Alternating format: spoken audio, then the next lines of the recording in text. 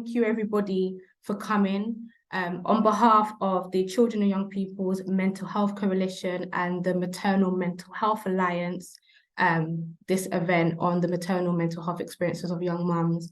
My name is Jayde Edwards. I am the project manager for Young Mums Connect, which is a 3-year peer support project that uses a creative and whole family approach to prevention within a community setting. So at the moment, we have 2 groups in Nottingham, and we recently have a partnership with Southwark to also continue those groups.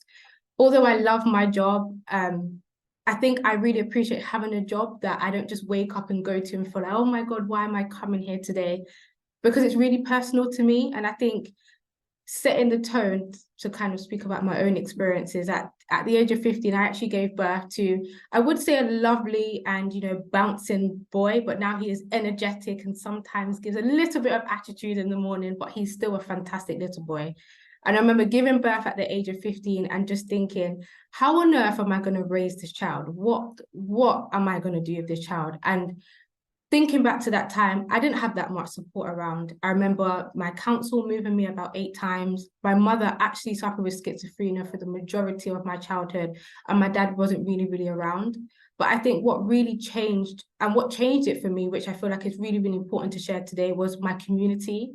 I remember at the age of 16, my friend saying, Jayde, I think you should go to church. And I was like, I'm not going to church. Like, church is not for me. And I remember walking into the church at the time that I still go to 7-8 years later, and hearing one of the pastors that are there say to me, Jayde, you're not defined by, having a child young. You're not defined by your care experience. You're not defined by any of those things. And I think that's what changed my maternal mental health, having a community that saw those protective factors. So I think if there was one message that I would like to leave you here with today, is any young parent that you're working with, any young mom that you're working with, see the good, even if they turn up for their appointment on time. I remember 17 and someone turning around saying to me, how on earth do you go to school, come back, raise this child, make sure that he's fed, he's bathed? That's resilience. So that's what sort of like my one message. Empower your young moms that you're working with. And even if things may seem like they're all going wrong, there is one thing that is going right. So just use that opportunity to do that. So I would love to thank the organizations that have helped and supported to bring this research project sort of together. That's Mum's Aid in England. We've got Home Start, and it was going back and forth about how do you pronounce this sort of like where this is. So I hope I do it okay. Reference share, if I don't, and I didn't do it okay, please, I apologize. And I've applied in Scotland. We've got the parent rooms in Northern Ireland, and we also got Thai Effries project in Wales. And most importantly, the 20 young mums that gave their heart into this, opened up and gave their trust to share those experiences to also offer into this report as well. So thinking about the agenda and some of the things that you're going to see within this event, we're going to hear from 2 fantastic people, and I'm going to take a bit of advantage of my chairing to commend them for bringing this report together, which is Maria and Charlotte. So they'll be sharing their findings with you first. We would then go into someone, a young mom, which she is fantastic, and I extremely value her for coming today to share her experiences. We're then going to go into a panel discussion, and each person that is on this panel has expertise which are fantastic, and I'm really looking forward to hear the things that they're going to say. This will be a webinar, so your cameras are automatically turned off. I know when we say turned off, it means you can kind of like hang out the washing and get a tea, but no, please, even the cameras may be off and we can't see you. We need your full attention, which I feel like we will have anyway. And we do have a Q&A function, so if there is any questions, although we do have limited time, so I will try to get as many questions as I can and as possible, but if I can't, I really do apologize. But when we do get to the panel, please feel free to sort of share any questions or any comments as well. And just to let you know that the session will be recorded. So that's sort of like my housekeepings. I'm now sort of going to hand over to 2 fantastic people, and I did say I'm going to take advantage of my chairing. I met them, well, I know Maria because she's one of our partners for another project from the Mental Health Foundation called Amplify Maternal Voices, and I was invited to be a part of the Young Mums Theme Group, which some of the organizations on here today would know about. And I remember thinking, finally, there is a group of people who care about young mums, and it's solely about young mums and young mums' maternal experiences. So Maria, and I just want to say thank you. So I'm now going to hand over to Maria and Charlotte, and I'm going to let them kickstart and go through this fantastic report. Thank you so much, Jayde, and I think I'm going to take advantage to thank you for agreeing to chair and to really support us in this. So thank you. So yes, my name is Maria Babetta. I'm from the Maternal Mental Health Alliance.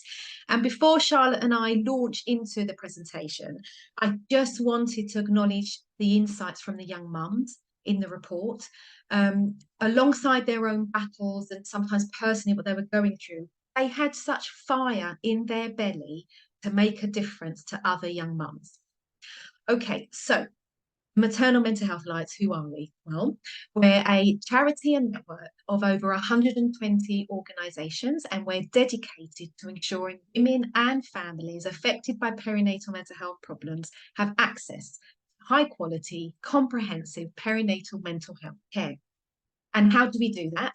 Well, we do that with a very unique blend. We bring the maternal mental health community together, and we make change happen by combining the power of real life experience with clinical and professional expertise. I'm just going to hand over to Charlotte to introduce herself and the coalition. Hi Maria, hi everyone, my name is Charlotte Raiye. I am manager at the Children and Young People's Mental Health Coalition, and we're really excited to be able to be part of this project with Maternal Mental Health Alliance. The Children and Young People's Mental Health Coalition, we're a collaborative network of over 270 organisations who campaign jointly on children and young people's mental health. We have a real diverse set of members, a real breadth of members who come from a range of different sectors. In terms of how we do this and what we do, on the next slide, it tells you a little bit about this. We listen to and learn from our members, supporters, children and young people and families, using this knowledge and influence that we gather to kind of influence and shape policy, systems and practice. Thanks, Charlotte. And so if we think about why are we even focused on young mums? Well, we noticed the evidence emerging that there was a higher prevalence of perinatal mental health problems for young mums, and we know that they are at higher risk in comparison to older mothers. And there has been a growing concern regarding the increase of teenage maternal suicides, and that's been since 2018. And then during the peak of the pandemic, the Alliance commissioned the Centre for Mental Health to really look at the pressures and the challenges that the pandemic put on perinatal mental health generally and also the services. What it found is that all women were impacted, but some women were impacted more than others, and one of those groups was young mums. So we had a meeting of the Alliance chair, Luciana Berger, and the then coalition chair, Sir Norman Lamb, and they were working out, well, what is this shared space that we could have together? And it was young mums, and that's where it was born. So if I very briefly explain to you what we actually did in this report, well, you'll hear shortly about a very rapid literature review looking at the evidence. And then we also conducted 4 focus groups across each of the nations. It was really important to us that we had the voice of every nation across the UK so we can understand just culturally what the different needs are and the different challenges. And Jayde mentioned the young mums in this report. So we had a total of 20, and they were aged between 17 and 25. Right, Charlotte, mic's yours to go through some of the evidence. Thank you. Thanks, Maria. So as Maria said, we completed a very rapid review of literature to find out what does existing evidence already tell us about the needs and experiences of young mums. So firstly, let's set out some context and look at the mental health of young people in general. So in 2020, 1 in 4 births were to young people aged 16 to 24. And even before pregnancy, we know that young women, is what evidence tells us, are at higher risk for developing mental health problems. Mental health problems have been rising amongst children and young people in recent years. And in 2022, 1 in 4 young people aged 17 to 19 had a mental health problem, which was an increase from 1 in 6 in 2021. And rates of mental health difficulties have been found to be much higher in young women than in young men. And this is part of a longer term trend that we've been seeing over the past few years. Next slide, please, Amy. Girls and women can develop mental health problems during pregnancy, and we know that pre-existing mental health problems can get worse. It's estimated that around 1 in 5 women are affected by perinatal mental health difficulties. However, what the evidence suggests is that young mothers aged 25 and under are at increased risk of experiencing mental illness within the perinatal period. And we know that young mums can face a range of mental health difficulties, but in particular, evidence suggests that postnatal depression is up as twice as prevalent in teenage mothers compared to those aged over 20. And sadly, suicide remains the leading cause of direct maternal death in the first postnatal year. The Embrace report has highlighted the increase in the number of teenage maternal suicides between 2018 and 2020. And all the young mothers who died by suicide in this time period either had children's social services involved with their own children or their children were in care, either had complex problems involving mental health, substance use, and domestic abuse. It is important to highlight that whilst the numbers do remain small, this is a really worrying increase, and this is why we really wanted to look at the mental health of young mums. Next slide, please, Amy. Young people have also been identified as having higher sensitivity to stigma associated with poor mental health. And it has been noted that stigma can create this conspiracy of silence about mental health problems, which can prevent young people from seeking help or disclosing distress. And we found this to be particularly relevant for young mums. Studies suggest that adverse childhood experiences are linked to the likelihood of teenage pregnancy. Compared to people with no ACEs, it's been found that individuals with 4 or more ACEs are 6 times more likely to have had an intended teenage pregnancy. But again, it's really important to highlight that the impact of ACEs, it's neither inevitable or it's not irreversible. So we just really wanted to stress that.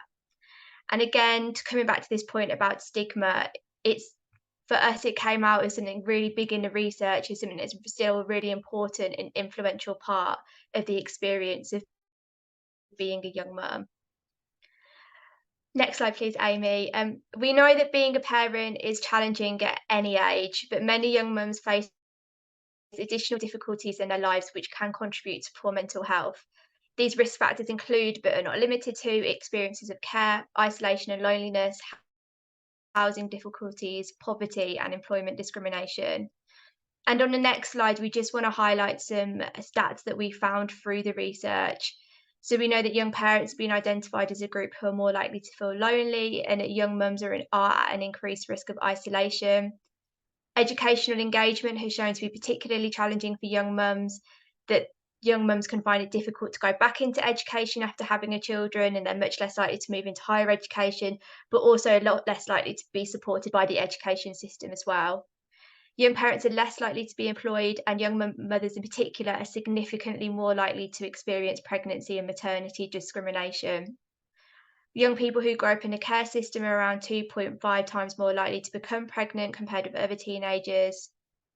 And many of the issues that young mums face are financial, and living in poverty has been identified as a particular risk factor for young mums' mental health. For example, women who become teenage mothers are 22% more likely to be living in poverty at age 30 compared to their peers. I'm now going to hand you back to Maria, who's going to tell you a little bit more about what we heard from the young mothers we spoke to. Thanks, Charlotte. And before we kind of launch into that bit, I just, obviously I've seen this slide and it's made me really reflect. And I think what the evidence is telling us is that the longer we do nothing, the longer the suffering. And along with the stigma, it's all unnecessary and avoidable. So we asked the young mums to list the services they knew about, they've heard of, they've had access to. That could be statutory, it could be community.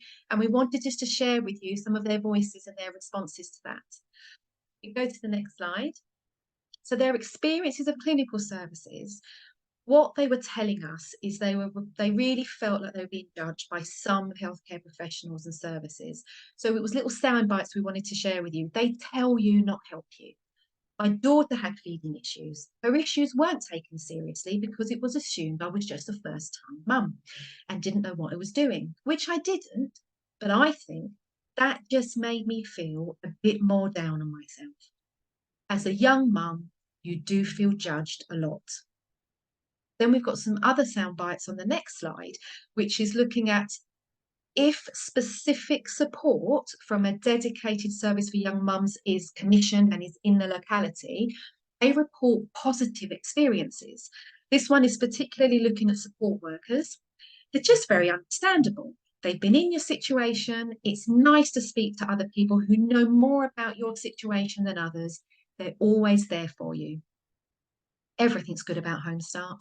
It's the only thing that really gets me out the house with my boys and to meet people. Mum's Aid made me feel at home. So before we go to the next slide, I think what this is telling us is that every moment there is any liaison with a young mum, it's a moment of opportunity and support.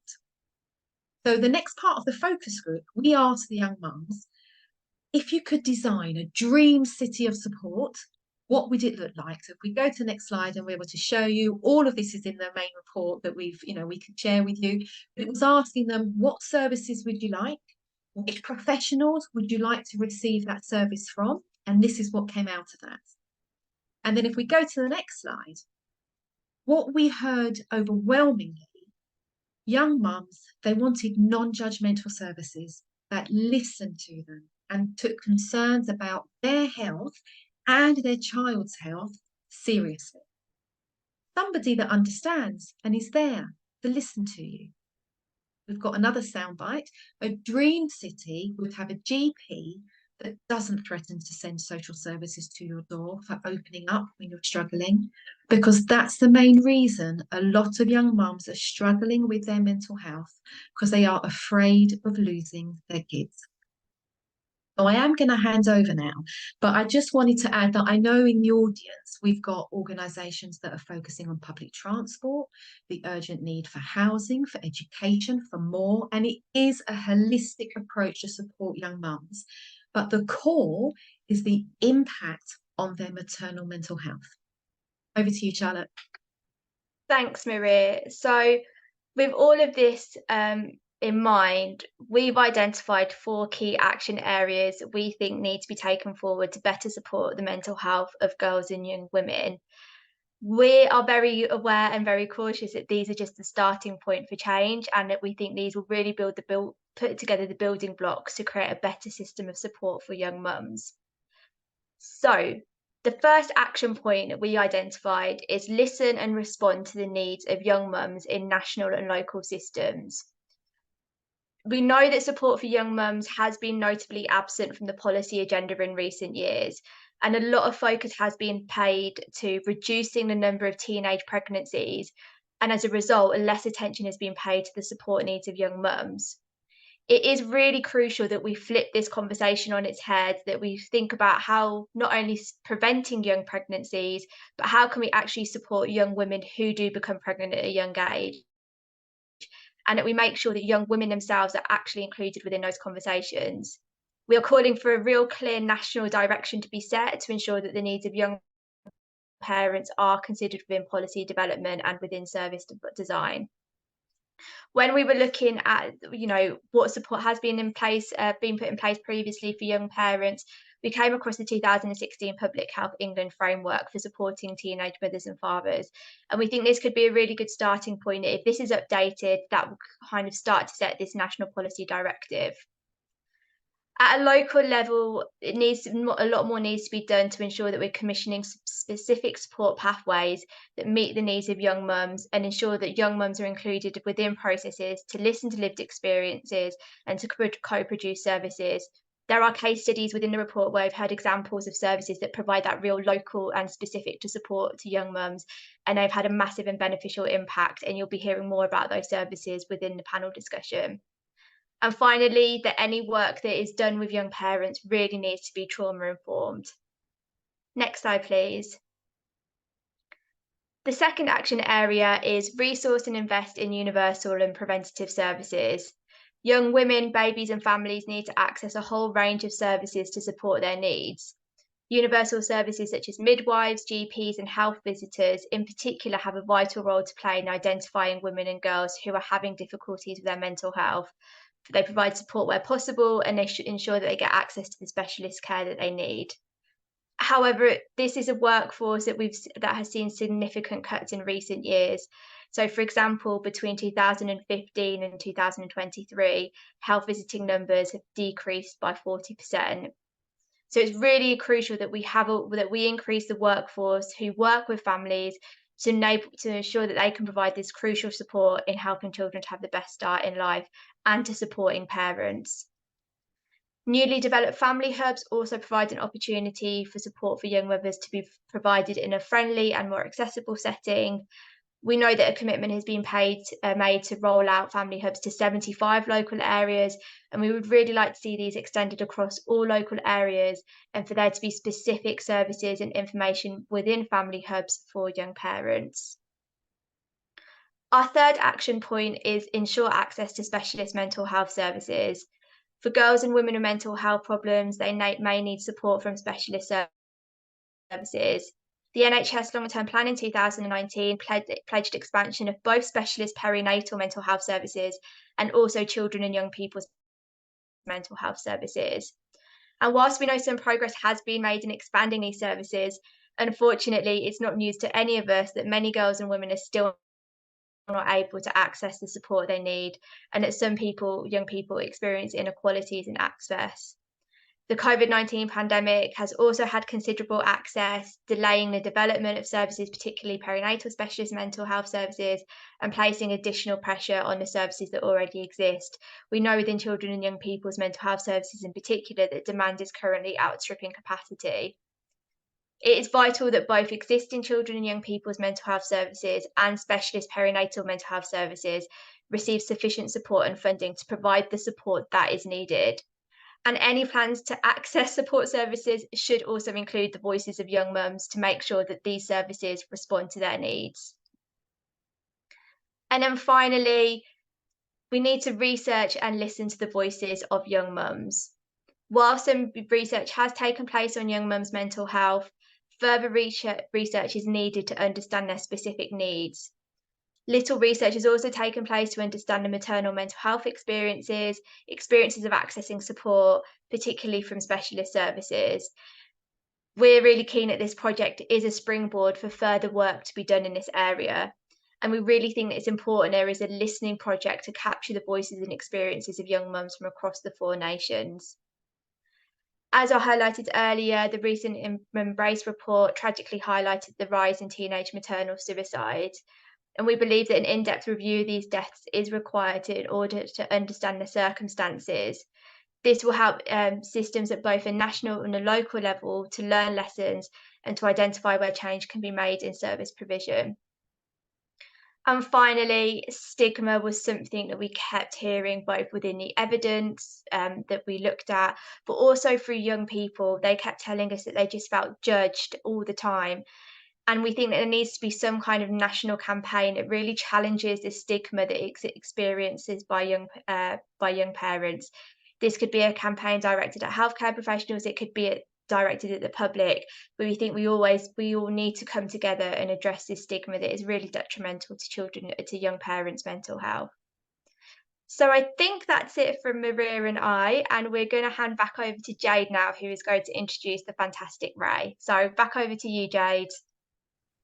Thank you so much, Charlotte and Maria. And just going through that literature report, you can see there were so many different findings, and I want to use the word shocking, but I won't use it for this course because a lot of it we already know. But what I'm happy is that we finally have something that we can stand on and say, this is what is happening and this what needs to change. And there's a few things that I just want to quickly highlight that really resonated with myself. I think the big one is poverty, that young parents are 22% more likely to live in poverty by the age of 30. And there's one message that I want to say with that is just because they're young doesn't mean that they can't. Young parents want to provide a future for their children and they want to be the best moms that, they possibly can be. So on that note, I would love to introduce somebody that is quite close and quite dear to me. Her name is Raiye.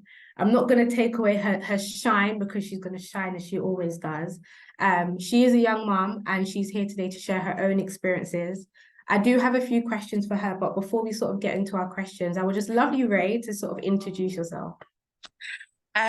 Thank you so much, Jayde. Thank you so much, Maria. And thank you so much, Charlotte, for this opportunity to speak. I just want to introduce myself. So my name is Raiye. I'm 23 years old. I gave birth at the age of 19, and I have an amazing son who is now 3 years old. He'll be 4 next month. I'm here today to speak with you all, and thank you so much for being here, because I believe that my calling is to empower young mums. I believe that I will do this by sharing my experiences and to hopefully encourage a hope for better futures for ourselves and also for our children's futures. So thank you for letting me speak and share today. So you're shining already. Oh my gosh. So going into the questions that we have, so thinking about significant factors that you feel has impacted your mental health. So is there anything in particular that you can think of that really, really impacted your mental health? I would say the most significant factor that impacted my mental health when I had my son was my childhood trauma. So I struggled with suicide from the age of 11. My parents also were in poverty, so they were always working and I didn't see much of them. So this meant that I literally had stayed in up to 21 different households, and I faced a lot of physical abuse, verbal abuse and sexual abuse, which I didn't feel comfortable sharing with my parents. I also would express these things to professionals such as my teachers, and these things were never really addressed. And I feel like this led to later on becoming homeless at the age of 17. I then literally less than a year later, at the age of 18, became pregnant with my son. And we never really had any stable housing. I had moved up to 3 times by the time he was just 1. And being in these unstable situations of housing meant that we lacked basic needs such as hot water and heating at the peak of winter. This led to my son becoming really, really unwell. And every time I went to services such as the emergency room for support and help with my son's health, I just would be asked questions such as, do you have a social worker? I even remember a stage where a professional had asked my son if I was his sister. And I found this really, really insulting. And I just found that these occasions where I reached out, I was just seen as a risk rather than just asking what support I actually needed. So, yeah. Wow. Just hearing that not only resonates with myself and my own experiences, but wow. Yeah. So now thinking about difference, and I know of a lot of lived experience and a lot of young moms, when we share our experiences, it's not just to say the social worker failed me or the police failed me or my health professional failed me. We're using these experiences because we want to make a difference and make an impact on other young moms as well. So thinking about that difference, what would have made a difference in your own experiences? And that could be health professionals, it could be your GP, it could be your parents, it could have been sort of like anyone. Going back to my teenage self, I believe that what would have made a difference for me is professionals following up with me, professionals taking an interest in me. These can be professionals such as the GP, my teachers, social services intervening, and even the police, because there were many occasions where I ran away from home because I was at risk and I would be returned back to my home. There was never any follow-up. I had a deep feeling of just being, even when I had my son, just being ignored. And I just felt a lack of compassion from professionals. And even there was an occasion where my housing was just really, really bad. And I remember being at the peak of a breakdown and making self-referrals myself, like actually asking for that help. And these referrals were never followed up. No, that's fantastic. Thank you for sharing. And I want to put a lot of emphasis on that compassion. Sometimes we can't change our services, and although we're going to scream and shout at our national governments and say, give us the money to do what we need to do to help our young people, but just that compassion, taking that extra step to make sure that your young parent is feeling safe and feeling okay, and you provide that safe space. So I sincerely love that as well. So now thinking about hope, because you know what, it's not always bad days. Sometimes it rains, but they say the sun always comes out at the end. What sort of sharing of hope would you like to share with everyone today?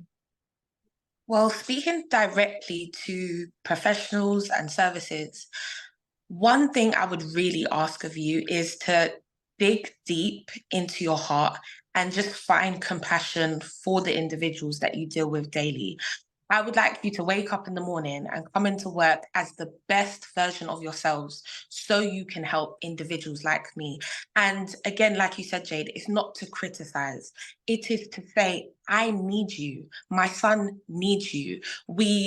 Not only myself, but every community of young mums, as the statistics showed, and they were really powerful because it's nice to know I'm not alone, but it also shows that there is a greater need, not just from myself and my son, but from every young mother. We need you.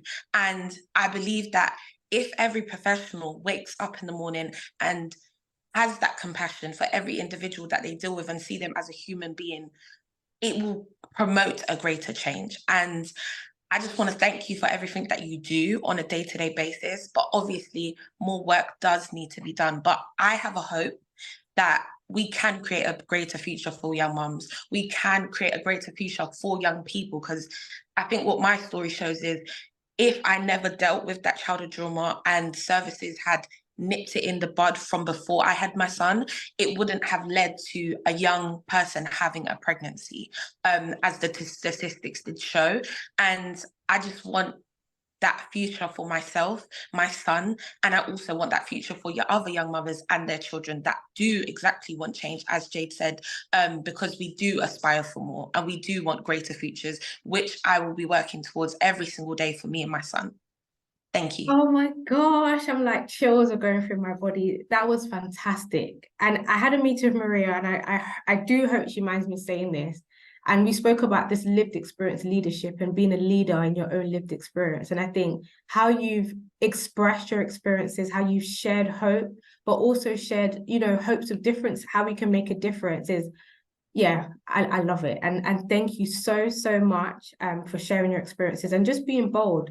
And something I hold really dear to my heart is just because I'm young doesn't mean that I can't. I can be successful, I can be great, and I'm a good mom. Regardless of the struggles, I am a good mom, and I strive to be better each day, even on the bad days as well. So thank you. I'm like, if we could do like a virtual clap, right? I think they need to put that in Zoom so we can give virtual claps. No, but thank you so much. We're now going to move over to our panel discussions, and we've got 4 fantastic people from various different fields. We have Dr. Mariam, who is the CEO and founder of Mum's Aid, a charity founded in 2010 to provide therapeutic support to mothers in Greenwich. And the charity run their Mum's Aid program supporting parents aged 14 to 21. We have Gillian, who is a perinatal family support coordinator at Home Start. Home Start provides support to families and delivers support for young mums. We have Chloe, who is an operations manager at the Parents Room, who work to improve the mental health of parents in Northern Ireland, providing various wellbeing programs and therapeutic services. Oh my gosh, these are fantastic services. And we have Dr. Ruth, which I know very well, who is fantastic. She's a postdoctoral research fellow at the University of York with a particular interest on mental health, including for young mums. So I do have some questions. I know we don't have a lot of time, but we really want to hear you guys' thoughts and definitely on your expertise as well. So my first question, please can you tell us how your service is specifically supporting young mums in particular and the benefits that it has? Mariam, Gillian, Chloe, anyone can sort of step in. Okay, shall I go first? Yeah. Yeah, so I'm Miriam Donaghy, and I'm the Chief Exec at Mum's Aid. And as you heard, we've got a project called Young Mums Aid that supports women under 21 during their pregnancy or up to 2 years postnatally. And although most of the young mums that we support live in Greenwich, if, as very often happens, they are rehoused to neighbouring boroughs or into Kent, we do continue supporting them for at least 6 weeks, just to make sure, you know, as Raiye was saying, that they're not falling off the radar and being forgotten. And we'll ensure that they've at least got a GP and a health visitor contact, and that there are no major crises going on. And if they're able to travel, they're still welcome to come to our weekly drop-in groups. So the service that we offer is a holistic one. We've developed it over the last 8.5 years to realise that therapy alone is not enough.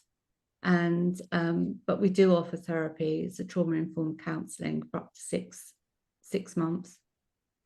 We've got 2 weekly drop-in groups. We provide home visits so that we reach out to the mums first to assess what they need and build trust. We've got a 24-hour text service so that mums have somewhere to turn to when we're not open. And we also have a WhatsApp peer support group that is monitored just to pick up any concerns by a member of staff. Importantly, as you've highlighted, poverty and, you know, those sort of like practical problems are really, really prevalent. So we do offer practical help. For example, we provide baby bundles, including clothes and nappies. And we can also help get grants for washing machines and beds, or find donations for that. It's not all about kind of focusing on the negative. So we do have summer trips and Christmas parties. We'll have a party for Halloween, trying to make positive experiences for mums and babies to share together. So in terms of the benefits of the way that we work, we build long-term relationships, which I think is really, really important. And we build these relationships with mums who may not have engaged with anyone else previously, but the consistency of us being there longer term enables us to achieve outcomes that we have seen actually make a lasting difference. So we've had some amazing success stories, which you can read about on the website, including young mums who have got themselves to uni and got a degree and done well, got good jobs. But for most of the young mums, the benefits are improved mental health and a better understanding about being able to look after their baby, feeling supported in that. So what we know from our evaluation is they feel less isolated and more confident. We also see better housing and living conditions, and we secure all the benefits that they're entitled to. And then last, but definitely not least, I would say that we help them to understand their baby's needs, and be able to be in a place where they're better able to meet those needs. And this often leads to a de-escalation of child protection plans where these have been in place. No, thank you so much. It's fantastic, absolutely fantastic. Chloe, would you like to sort of speak on your organisation? Yes, certainly. Thank you very much. And I want to say thank you to Raiye as well for speaking so articulately earlier. That was amazing to hear. So my name is Chloe McVeigh and I am the operations manager for the Parent Rooms, which is based in North Belfast in Northern Ireland. Our local community is what is one of the highest on the deprivation measurement scale in the UK. So we are dealing with communities who are really struggling to access basic services and meet their basic needs. Our Younger Mums project aligns with what we do for our older mums. I'd say older, but 25 plus. Although we try and be very flexible and allow parents that are 26, 27, up to 30 to access the programme as well, because I've worked in previous jobs where there was a complete drop off at that point. and that was hugely detrimental. So we try and be flexible. But it aligns with what we do with the older parents in that they come in on a weekly basis for 12 weeks, and they come in and do a wellbeing program, but it's one that's very much catered to their needs. And we are very aware that our numbers are much less for those programs because they are more in need of flexibility around accessing our support, and also understanding around different issues that they might be facing. And it could be as simple as having the bus fare to get to ourselves. Housing is a huge issue for the parents that we're working with. It's to the point where I think our Younger Mums project has been running for a year and a half, almost 2 years. And during that time, not one of the 40 odd parents that we've worked with has been successfully rehoused. That's the degree of a housing crisis that we're in Northern Ireland, and there are lots of different political reasons for that, which we won't get into, but the impact is on people like our younger mums. So they're living in really bad situations where they're in hostels that aren't really fit for purpose. So when they come to us, we very much try and look at their whole situation, and we engage with local services on an individual basis to try and get support for them around food poverty, to try and make sure that we have expert support around welfare. If there's anything, any grants that we can apply for, we will do on their behalf. So we find that this program, it's much more intensive on a one-to-one basis than the older mums, and they need a lot more holding when they first come in. But once they get comfortable, the feedback has been that it's a space that they can be in and not feel judged, because the stigma, which you were talking about earlier in the report, is something that we just hear about every week from the younger mums particularly.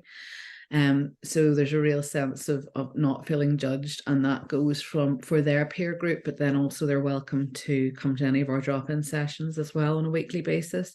And they've reported that that's true of any time that they're in the organisation. So we really advocate for them having their own peer group, which is for people that are their same age and understand what they're going through. But then also we try and integrate with other parents as well who are able to support younger mums in a different way. And we find that the benefits of that are mutual. So it's a circle that sort of keeps giving, and we find that's hugely beneficial, and the feedback has been very positive. Yeah, thank you so much, Chloe. Thank you. Another fantastic service. Thank you for sharing. Going on to Gillian, sorry. Let's hear about your amazing service. Thanks, Jade. And thank you to Maria and Charlotte for asking Homestart Renfrewshire and Inverclyde to be a part of this. So a little bit of background about Homestart. It actually started in Leicester in 1973, and it was started by a lady called Margaret Harrison, and she was a local mum, and she identified the need to provide informal support and friendship to parents of young children in their own homes. Homestart is actually celebrating its 50th birthday next month, so we've got big celebrations coming up. But across the UK, over 10,000 volunteers that we train support 27,000 families and 56,000 children, and these volunteers are transforming the lives of these families. There's 180 local independent home starts working in 71% of local authorities in the area across the UK, and 32 of them are in Scotland. The only criteria that Homestart has to the service is that there needs to be one child aged 5 or under in the family home. We know that the earliest years make the biggest impact, and Homestart makes sure that those years count, so that no child's future is limited. The local network of trained volunteers and expert supports help families with young children through the challenging times. And as parents ourselves, we all know that there's challenging times. So we offer no judgment, just compassionate, confidential help and support to our parents. And we take a trauma-informed approach to provide a safe and collaborative environment to support change for the families. And I think that that was one thing that we did see during our focus group, was that the young mums that attended it, they felt very safe speaking about their experiences and about their thoughts and their feelings, because they were in their home start environment. So we use a kind of two-pronged approach, and it's as individuals, the people that we're helping. We offer the families the option of a volunteer support or attending groups that are run within our offices. They can either take the volunteer support or the group support, or they can take both. We've got a lot of families who take up both, which is great. The trained volunteers visit the families for 2 to 3 hours a week in their own home, and they can support them with practical and emotional help. Again, really giving that emotional help to mums who are struggling with their mental health, and just need somebody to listen to them, because sometimes these mums don't have anybody. And the groups that we offer a whole load of different groups. So we offer a perinatal group, we offer weekly family groups, we offer a parents' wellbeing group, and we also offer a dad's group as well. So these run weekly, and again, the uptake in the group experience is really, really high. So we know that the groups work. And what we find is that it's not just the children who attend the group that are making friends, it's also the parents too. We find that that is absolutely vital to the parents who are attending, because they then create this wee peer support for themselves, and they've got folk that they can turn to when times are difficult. Thank you so much for that. And I've had so much things about Homestart. I've spoken to a few people, and I know you guys are doing some fantastic things. So please invite me to the party. You know, it's Christmas coming, so I wouldn't mind attending. We do have about 10 minutes left, so we're going to kind of whiz through some of the questions. But just coming to you, Ruth, thinking about research, and there's been a lot of, especially in the literature, about research and the importance of, you know, including young mums, and a lot of research as well. So what does research tell us already about the needs of young mums? And can you tell us a little bit about your amazing work in this area as well? Yeah, great. Thanks for having me, and I've absolutely loved listening to all the speakers so far. This is such an important event. We've heard a lot today about how young mums are at higher risk of poor mental health, and are particularly at risk if they have poor housing, low incomes, difficult family relationships, or are dealing with adverse childhood experiences and trauma. We know our welfare systems are not really set up to support young parents who don't have a supportive family themselves, or a family with the resources such as a spare room, spare income, and emotional resources. We know that young mums are much less likely to connect with support from the statutory services for a range of reasons, including fearing judgment. My team has noticed when we did literature searches that most of the policy and academic research frames being a young mum as a social problem to be prevented. Young mums have told us then, not surprisingly, that they feel like they're treated differently because of their age. So what do? We need to support young mums to address these social factors to improve their mental health. We know that prevention of mental ill health is so much better than dealing with a crisis later on, and yet our intervention services are in a sorry state.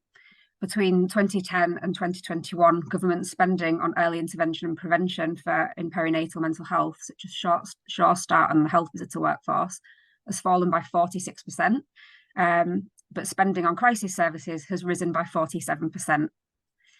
Our policies for young mums are out of date, and there's no standardised service currently for young mums.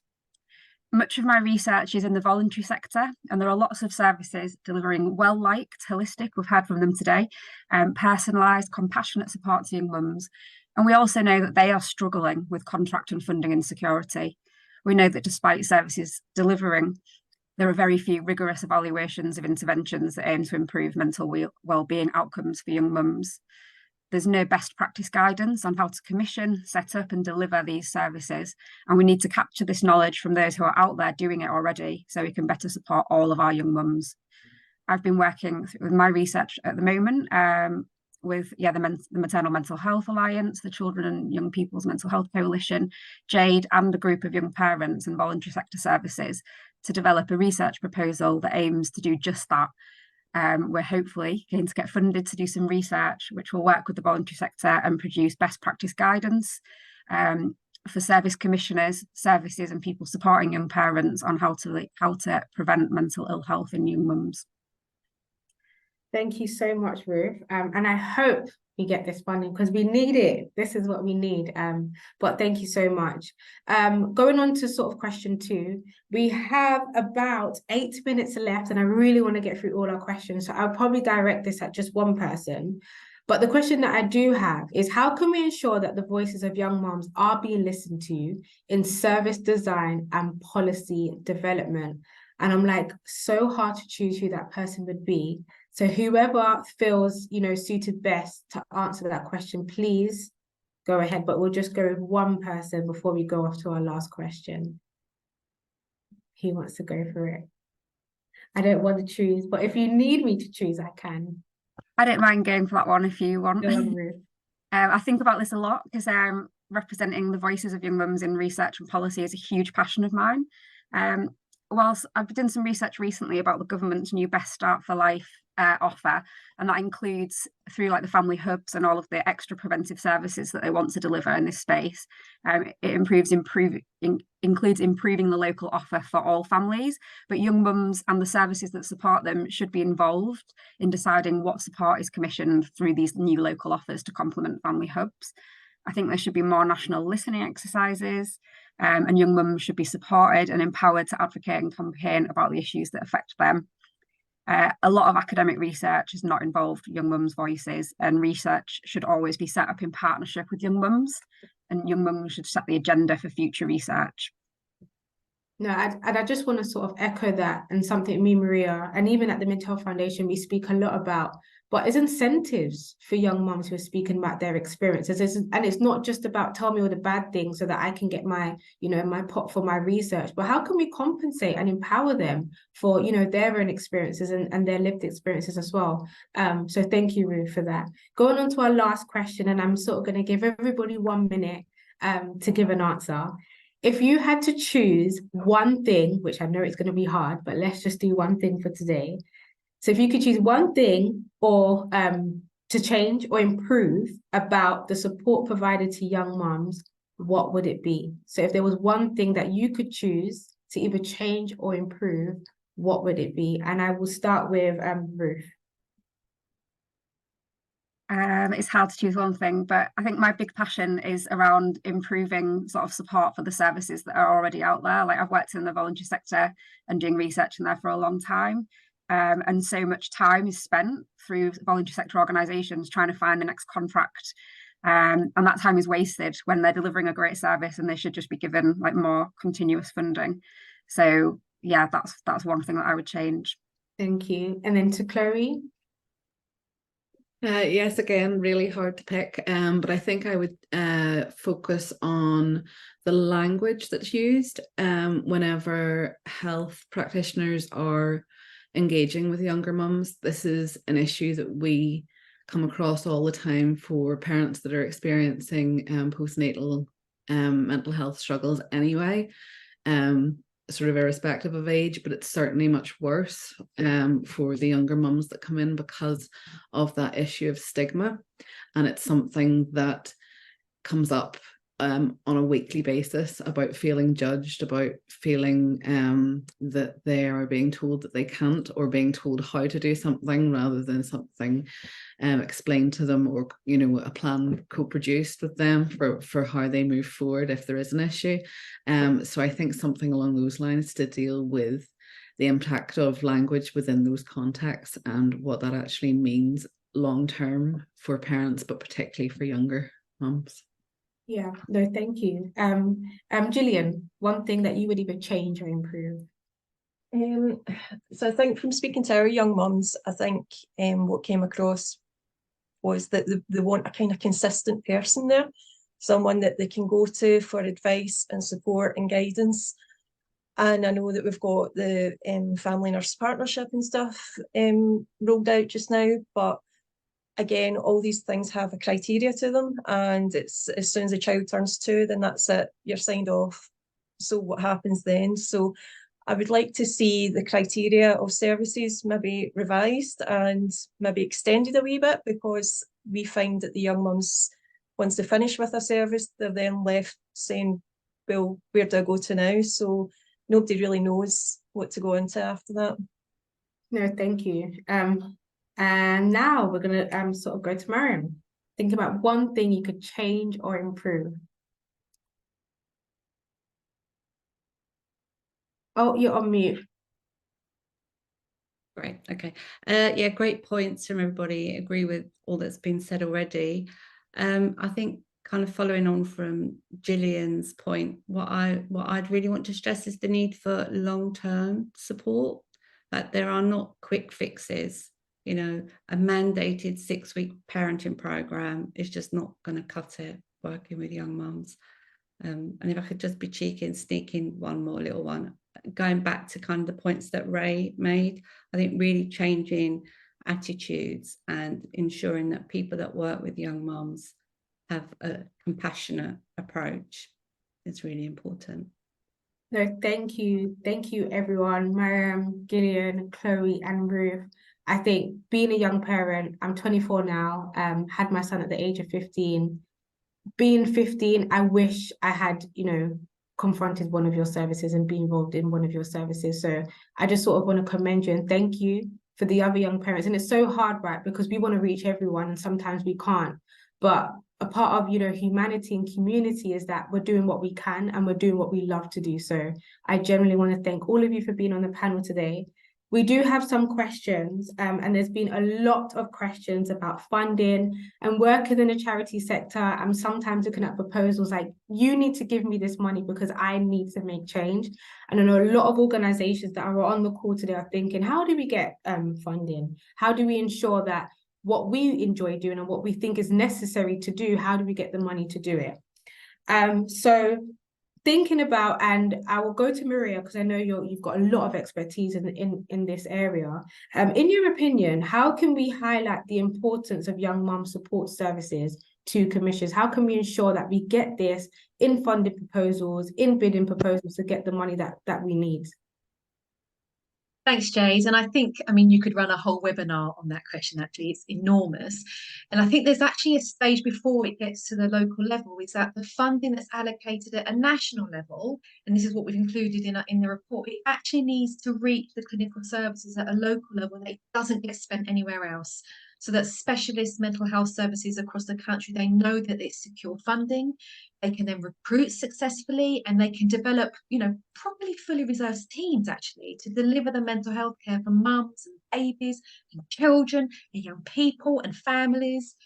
And then if I reflect on the Maternal Mental Health Alliance's journey on the successful campaigning for specialist perinatal mental health services, what we found, and I say we, but there's been independent evaluators who have told us that it's not, one of us just sitting in the room saying this is how we've done it. We've had that evaluation, and it's the unique blend of combining statistical hard evidence and qualitative evidence with experiences and insights from young mums and families.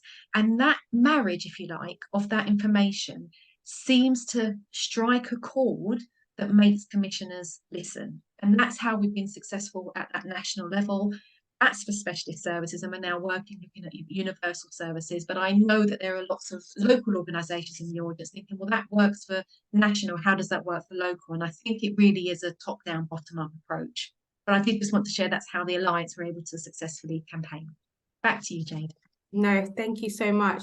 And I know just sort of from the panel, funding opportunities, we're always applying for funding. So is there anyone else like within the panel that has any advice or any, I would say, give your secrets away, any top secrets of how can we secure this funding to ensure that we are supporting young parents with their maternal mental health?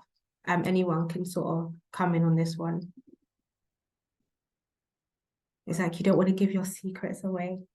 Well, yeah, So I'm go happy to answer, but it's kind of, I think there isn't a secret. It's kind of just really a lot of hard work and a lot of grind, and yeah, and not something that I'm pleased that we have to do at all, really. But and we've been funded mostly from charitable trusts, and it's a continuous process of getting funding. So there are, hopefully it will change with family hubs and so on, but at the moment all of our funding has come from Children in Need and Young London Fund, and donations from some kind and local businesses and stuff. Yeah. No, thank you so much. We do have 2 more questions. We may be able to squeeze in 1 more, but we'll go with the 2 that we have. So we've got an interesting question, and the question is, do you think perinatal mental health services should be available within schools or within our national curriculum? Which is very, very interesting. Before I sort of give sort of my views, which are good views, what does anybody else think? Do you feel like perinatal mental health services should be in our schools, should be speaking about this matter?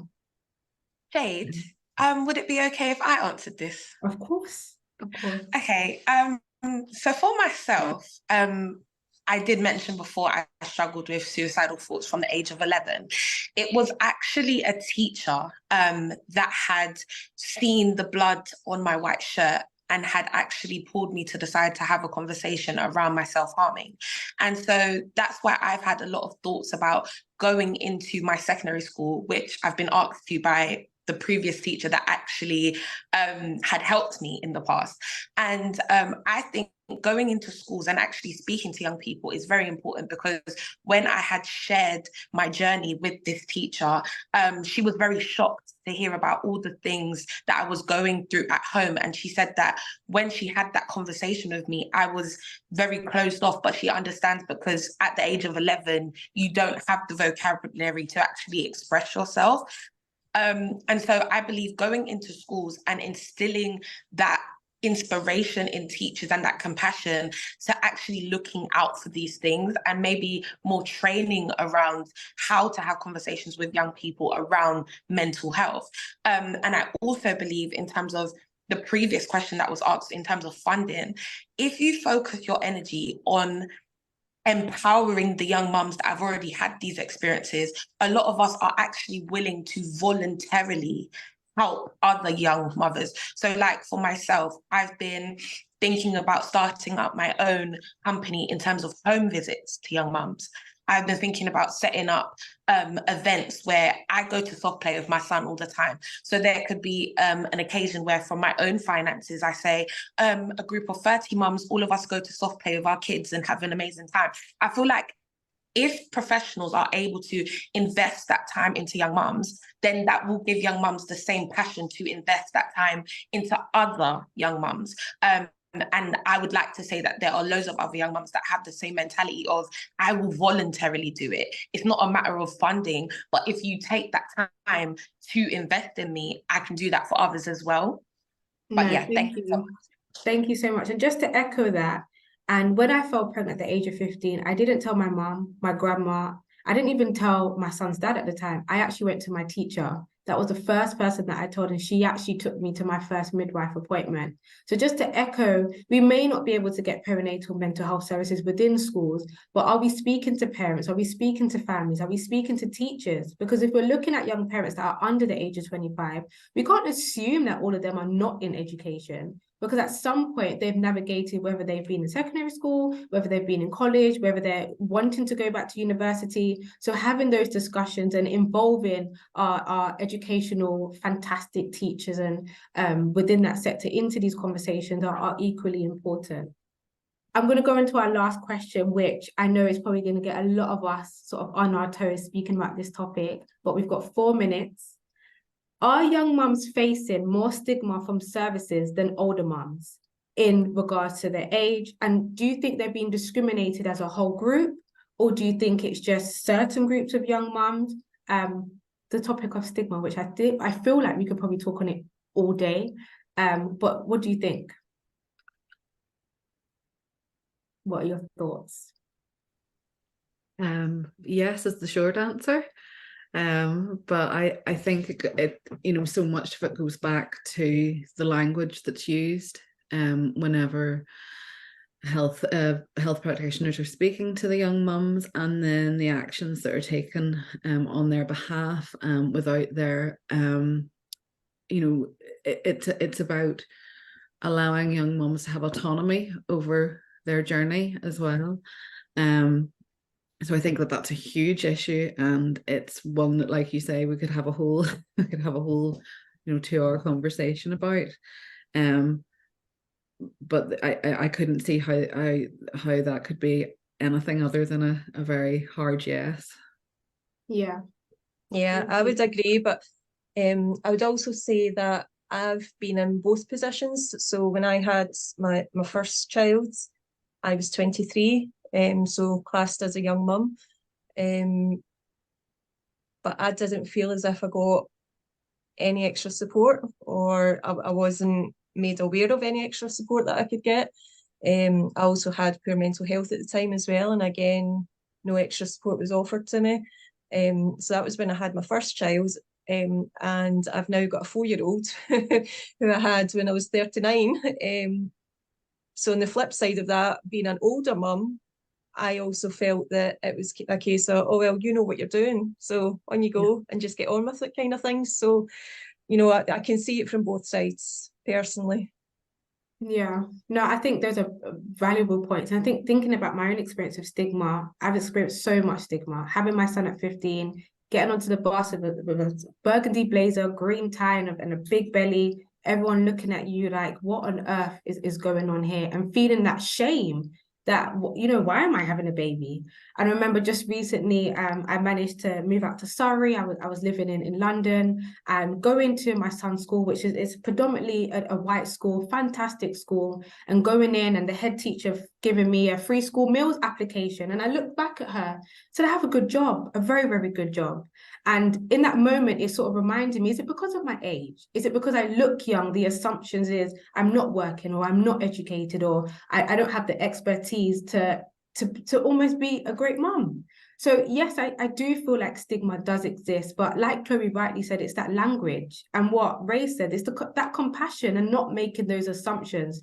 Yes, there are risk factors, and that's undeniable. Yes, childhood adverse trauma does exist, and you are more likely, if your care experience, or you are more likely if your parents have experienced DV, to potentially fall pregnant. But that doesn't mean that because something negative has happened, that you're also going to carry on that negativity and almost be a bad mum as well.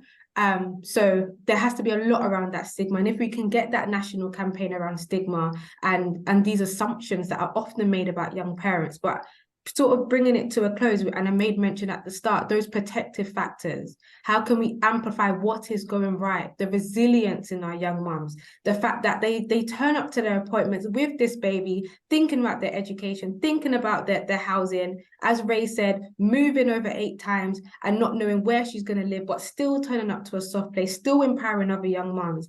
And I think that's something that we should definitely hold on tight when we are working with these young parents, that yes, there are risk factors, and yes, they do exist. And I think our panelists have also spoke about the fantastic resilience that they see in their young parents. How can we amplify that, and how we can continue that? So thank you everybody for coming today. I was looking at the numbers and I'm like, wow, when it is virtual, you often think, is anybody going to turn up? But there was almost 250 people that were here today. And I want to thank every single person that have taken the time out to put this cause on the map, that young mums do matter, their experiences do matter. And as a community and as a force, we're willing to come together and ensure that we take it on in full force. So we are going to have some contact details for Maria, and Charlotte for you to get in touch with them. Like Charlotte said, this is a springboard, but this is not the end. We want to continue this conversation. We want to have more conversations about what we can do to support young mums. And if there's anything if there's funding opportunities that you may have, if there's any ideas that is sort of you're speaking about within your team or as an individual or even within your organization, please get in touch with Charlotte and Maria. My name is Jayde, and thank you so much for allowing me to be your chair today. I did say happy Wednesday, but when it does get to Friday, have a fantastic sort of weekend. And thank you so much for joining us today.